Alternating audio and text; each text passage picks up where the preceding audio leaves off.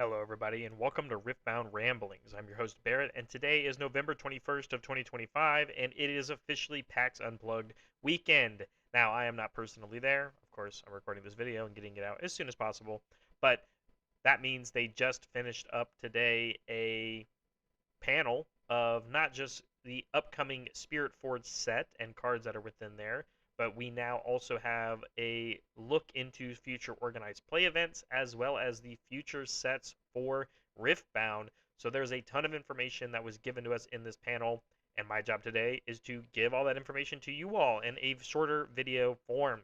Of course, if you like the channel, give it a subscribe, and so you never miss videos like this one for all of your Riftbound news and updates. But so far, we're going to go over all the cards that have been revealed, not only at this panel, but also just cards that have been revealed this week, which is just the one that we've missed so far. So this is Here to Help. They showed this to us on social media, but this is a 2 energy, 1 power spell for the body domain. It has hidden, and it has action timing, and it says you may play a unit from your hand to a battlefield you control, reducing its cost by 3. So better than other sort of cost reductions we've seen, like Reinforce, because this spell alone costs 2, but because the hidden, you can put it down onto a battlefield for 0 basically, and just recycling a rune, which is really nice. And there are very strong high impact units that have on play effects, not just the idea of slamming a big body down to help protect a battlefield. So immediately I'm going to give this a challenger rating because I can imagine even like current Master Yi decks maybe going and playing this card, and things like Snapvine coming back into play because it has such a strong ability when you play it. Or if you have the energy later on in the game, you hide this for recycling 1. You can play a White Flame Protector onto your battlefield, and it only costs you 5 to play, and you still get the on play effect. I don't know. I think that's pretty good. I think this card has a lot of potential from here on and into the future. Moving on, we've got every single legend revealed to us that hasn't been revealed so far, so we're going to cover all of those.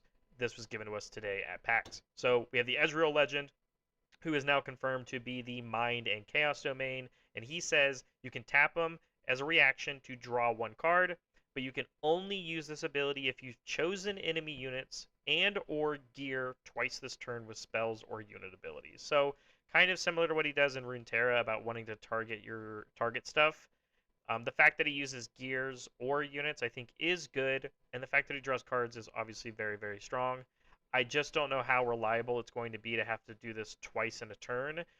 As long as he has access to things like, uh, you know, there's the mask for like the RE decks, right, where you get to pick one of their units and give it -1 might. As long as stuff like that exists, this I think this legend is going to be good and playable.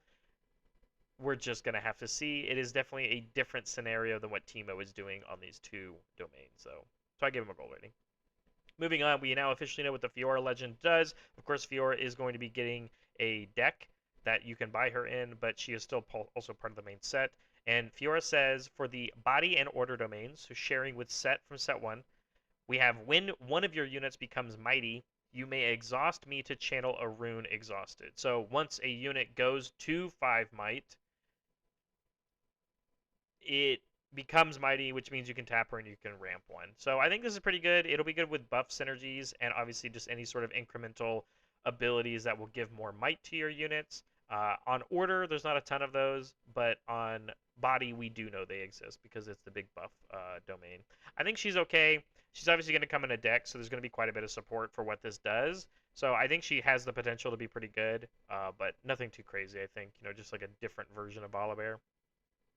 Moving on, we've got the Jax legend, who we didn't even know was going to be in the set, by the way, because we all thought that Yone was going to be in it, but he has the calm and body domains, and he is a equipment-based character where he says you can pay 1 and exhaust him and attach a detached equipment you control to a unit that you control. Or you can just exhaust him and attach an already attached equipment you control to a different unit you control. So it's really good because he gets around a lot of these expensive equip costs that we are seeing with these new equipment, including just the idea of you can play an equipment, and unless you play a weapon master, which attaches it right away, he just lets you pay generic energy for them instead of recycling your runes, which we know is going to be very good. I did only give them a diamond rating though, because I think we are going to be super reliant on which equipment we have access to. And at least for these two, we kind of only know a couple of them, but Guardian's Angel is one of them. That one's very good. And we know that things like Trinity Force are also on this one. So it has the potential. I've just got to see all the equipment first. Next up, we've got Rumble Legend, who is also getting a deck. And we already know that Rumble has the Fury and Mind domains, and their ability is strictly just that your mechs have shield. So mech is a trait that units can have, and we know that there's a couple of them from set 1, hence why we guessed what these domains were going to be anyway. But basically, just all of your mechs get +1 might when they're defending, which is not too great in my opinion. I don't think he's going to be very good, which is rough because like I really like Rumble as a character in League of Legends, but this is a very generic ability that doesn't actually do a whole lot. Um, and it only works if you're on a battlefield already. It doesn't help you get on the battlefield at all. Next up, we've got Rek'Sai, who is another champion that we did not think was going to be in this set because we thought maybe Yone would be here. But instead, we have Rek'Sai, and she has the Fury and Order domains, so sharing with things like Darius. And she says, when you conquer, you may exhaust me to reveal the top 2 cards of your main deck. You may play one, then recycle the rest. Now, this play text means that you still have to pay for its cost, but she is a way to net card advantage while also looking through the top cards of your deck. She does recycle the rest of them, so neat synergy with like the Karma champion unit, which is kind of cool on the Order domain. But all in all, she does give you card advantage when you conquer, as long as you can afford the card that you look at. And you have the choice of 2 of them, so I do think she's going to be pretty good. And we have some more support from her also from today, so I think might be pretty good. Moving on, we've got the Ornn Legend, who we knew was going to be here, who has the Calm and Mind domain, and he is strictly, plain and simple, he just says exhaust as a reaction, add a power cost. You can only use this to play gear or use gear abilities. So this is basically Kai'Sa, but it's for gears instead of spells, whether that is playing the gear or equipping the gear, which would be in the abilities section for them. And again, without knowing all the equipments, it's really hard to gauge how good this character is going to be. But we all know that Kai'Sa is very good, so I have to assume probably Challenger. Maybe I shouldn't be so harsh, and maybe Jack should get the similar treatment. But all in all, like the fact that you can use this energy to play them and then also equip them, I think is pretty good. Moving on, we've got Lucian, who I believe is our last one that we haven't seen, and he has the Fury and Body domains, and he strictly says that your equipment give Assault. So all of your equipment give an extra +1 might when attacking. And all in all, I think this is better than like what Rumble says. Rumble just says your mechs have shield. Getting onto the battlefields are a lot better with Assault, and we know that he already has a champion unit that has Weapon Master, so making those equipment even better is going to help out a lot. Moving on, we've got a few other cards that were given to us through slides on their slideshow. So I stole some of those, obviously, and put them on here so we can go over strictly the new cards. The mechanics, of course, will be reiterated that are on these, but I didn't grab them all, of course, because some of them have cards that we've already looked at. But this is specifically Rumble's signature spell called Danger Zone. It costs 1 energy and 1 power, as long as it's Fury or Fury or Mind. And it has reaction timing, and it has repeat, and repeat cost is the same as its regular cost. And it just says that give your mechs +1 might this turn. So however many times you want to play this ability, you can keep giving your mechs more and more and more and more might. It's fine. I think it's okay. I think it depends on what mechs we get in this set, and then obviously the future of mechs that exists in the game. But as of right now, there's not a ton of them to choose from, so Rumble's going to have to completely change my mind on that. But other than that, this is a good buff spell to use in any amount of capacity on how much you want to give might in exchange for your power. But that's typically not a good trade because of that power cost. Moving on, they showed us a sneaky little Doran's Blade that we haven't seen yet when they were showing off the Weapon Master mechanic, which, again, we've already gone over the Lucian already, but the Lucian is on the card gallery. But Doran's Blade is very similar to Doran's Shield on the Calm domain, where it's just a generic little equipment. It costs 2 to play, it gives 2 might, and it has a basic equipment cost of recycling a body rune. So all in all, I don't think it's very good. I think Doran's shield costs 1 instead of 2, so I already think that one's a little bit better. But yeah, all in all, I don't think Doran's blade is very good unless playing these champions that or these legends that make the equipment better are worth it. Then cards like this will be fine. Moving on, they gave us there was a point in the slideshow where they talk about collectability. So there's a lot on this slideshow that we have not seen. We already know what Irelia does, but within this slide, they give us her signature spell, both of her champion units, and their alt arts. So we're going to go through each of them. Defiant Dance is her signature spell for 1 energy and 1 power of either Calm or Chaos. With reaction timing, it says give a unit +2 might this turn, and another unit, I believe it says -2 might this turn. So you pick one of yours, and you pick one of theirs. Mine gets +2, yours gets -2. This is a 4 might swing, specifically when used as like a combat trick, which is massive. People are using Stupefy plus Ravenbloom Student already. Now Stupefy redraws you a card. This one costs a power, but this is a 4 might swing, whereas that other scenario I just described to you is a 2 might swing, and it is very, very good. Obviously directly synergizes with Irelia, but there are other cards that synergize with it as well, including the Calm Irelia champion unit, which costs 5 generic energy. She has 4 might, and she has deflect, which is great. And when you choose or ready me, give me +1 might this turn. So this can get out of hand very quickly, because if you choose her and then also ready her because of the ability on Irelia, she gets a 2 might swing, and she's also now ready, so she can go wherever you want her to go, and now she has 6 might, and then if you choose her with anything else, she continuously gets more. I mean, at the baseline, your on guards give +3 now. Defiant Dance right here gives +3. There's a lot of stuff going on, right? So I think all in all, that is a very good ability.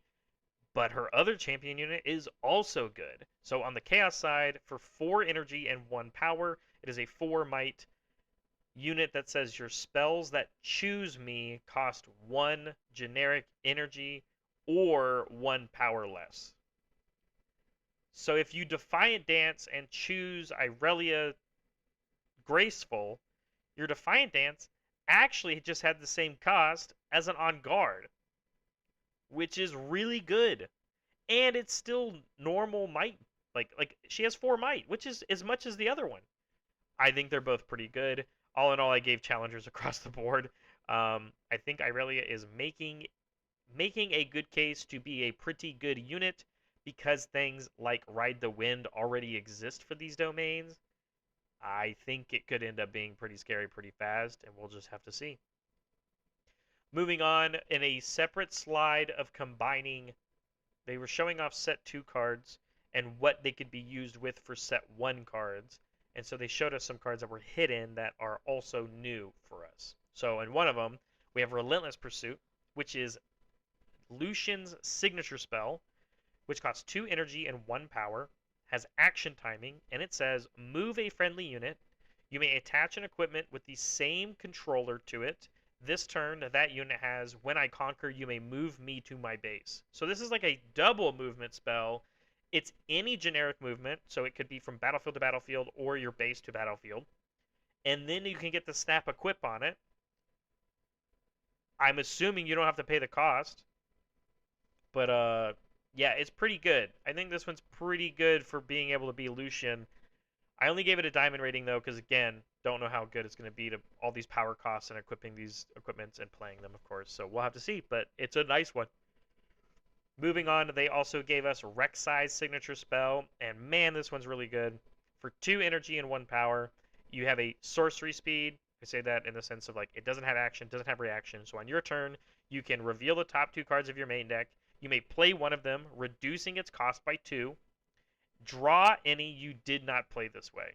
So the worst case scenario for this card is that it is 2 energy, 1 power, draw 2. The best case scenario is that you just paid it forward on a card you didn't have in your hand to play that one and then draw the other one. The biggest downside of this card, you have to reveal them so your opponent knows what's going into your hand. But all in all, this is a pretty good reason to play Rek'Sai, and Rek'Sai is already giving us hand advantage as well.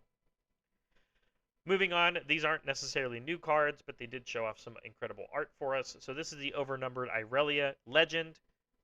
She looks great, so I just wanted to go and showcase some of the other stuff. And while they were showing off this section, they also showed us overnumbered cards for Rumble and Ornn that they also look great.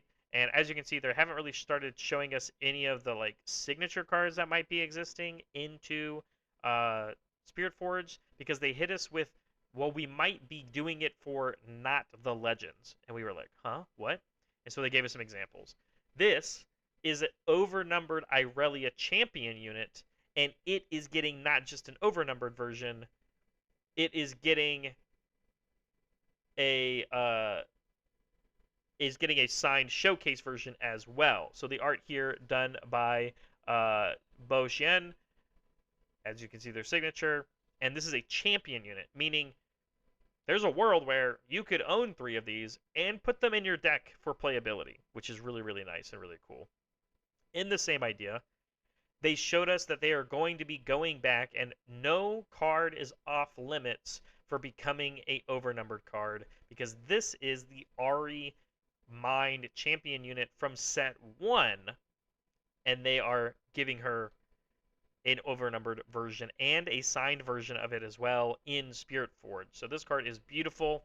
It's obviously Ari. So yeah, it's a good one. And cards like this are going to be better going into this next set because even characters like Ezreal want an effect like this. So I think this is pretty good, but obviously beautiful as well. And then they also told us once again, no card is off limits. For example, not just champion units, but gear could also be getting overnumbered versions as well. So this is the Seal of Discord, which we already know exists from set 1. But in Spirit Forge, there will be a overnumbered version, and it does look very pretty. It's very nice.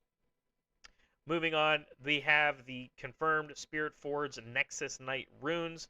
These ones have a treatment of the Spirit Blossom or Sakura Blossoms floating around them. So I just wanted to show these off because if they keep just pumping out these different types, they're going to eventually become like Pokemon Energy, where you can kind of pick your favorite ones and find the ones you really like. So if you like the Sakura Blossoms and the little background effect, they do look very nice. Now, I think that's it for cards that they showed us. So moving on, we have some more information regarding Riftbound in general, and that means organized play dates. We already know that Houston is happening the first weekend of December, so not this coming weekend, not the weekend after, but the one after that. If you're going to be there, I will be there, so I would love it if you come and say hi to me. But for everybody, we already knew that the next regional qualifier was going to be in Europe. They confirmed that. They said it was going to be in February. It is, and it is also the first regional qualifier that Spirit Forge will be legal for, at least for English, and it takes place February 20th through the 22nd in Bologna, Italy, and that is super exciting. I've never been to Italy. Maybe there's a world I can show up to this one, but I think it was going to be a ton of fun, and it is great that we are immediately getting incredible cool cities like this one in our organized play circuit. But that's not just the only one. That's right, we have the second Spirit Forge regional qualifier that was announced, and it's going to Las Vegas, and it will be the weekend of February 27th through March 1st at the expo at the World Market Center. So you can already start getting your dates ready to go if you want to try and go to this second regional qualifier. Yes, Spirit Forge will be legal for it, so mark your calendars, and hopefully tickets for that event will be going live eventually.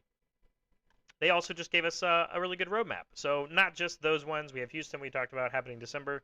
Paris Open for the TFT, that's happening also.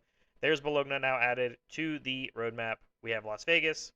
Oh, and by the way, after PAX East, which takes place in March, by the way, there will be an April regional qualifier for Europe, a regional qualifier for North America, also in April, and then immediately in May, they have told us there will be a regional qualifier for Australia. So immediately telling us extra dates that are coming through the future, not giving us a city necessarily, but giving us the months. And yes, they say at the bottom, more events and additional 6 regional qualifiers to be announced for 2026. So that is obviously across the map, wherever they could be internationally as well. But these are the English ones that we are specifically talking about, and that's exciting. So if you want to start maybe planning some time, now is the time to do so. And then the last thing they gave us as a cool little sneak peek, they gave us the roadmap for what Riftbound is going to look like for the rest of 2026. As we know, Spirit Forge will be releasing in February, and then immediately at each quarter afterwards, so in Q2, Q3, and in Q4 for 2026, there will be a new Riftbound set every quarter. The third set of the game, called Unleashed, the fourth set, called Vendetta, and the fifth set, called Radiance.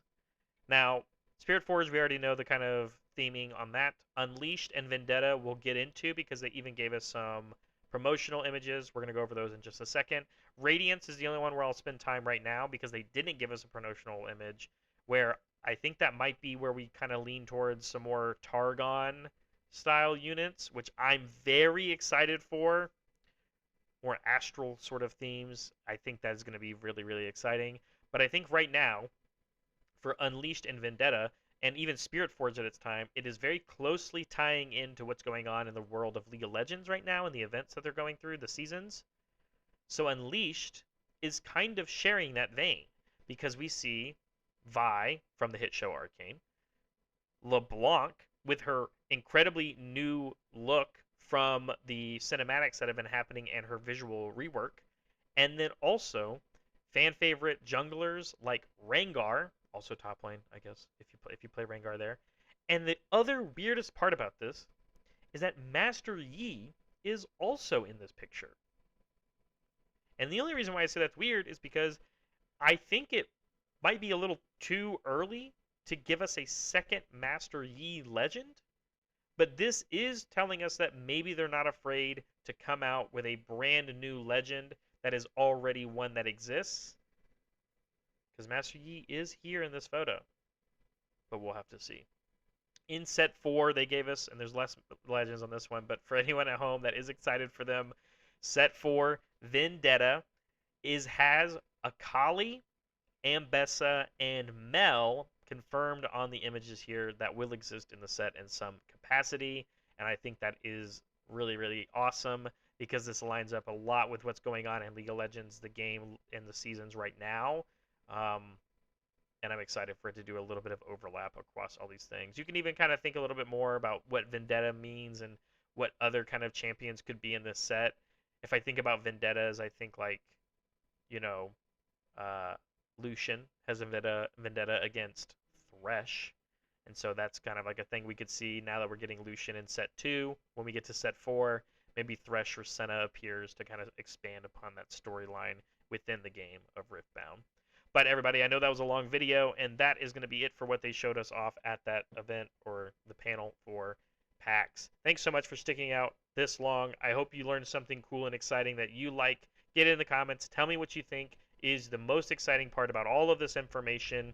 Of course, subscribe to the channel so you don't miss any videos like this one, and give a like to this video to make sure more people can see it. Thanks so much, guys. We'll see you in the next one.